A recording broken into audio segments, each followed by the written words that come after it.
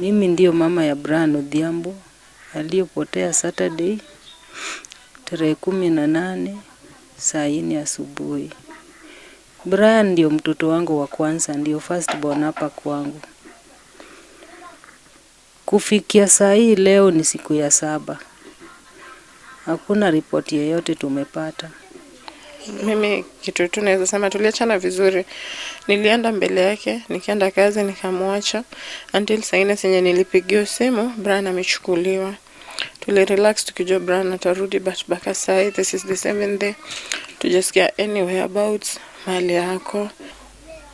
Ile siku alikuwa anapotea, mimi nilikuja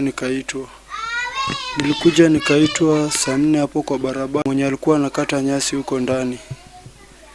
Na nilikuwa vile nilianza kukimbia nikienda huko Gemu. Nilifika too late.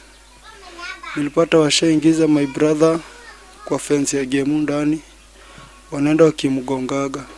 Nilijaribu kuwaita wale maafande, nikamwambia afande kujeni tuongee. Afande hakuna mwenye alirespond hata mmoja.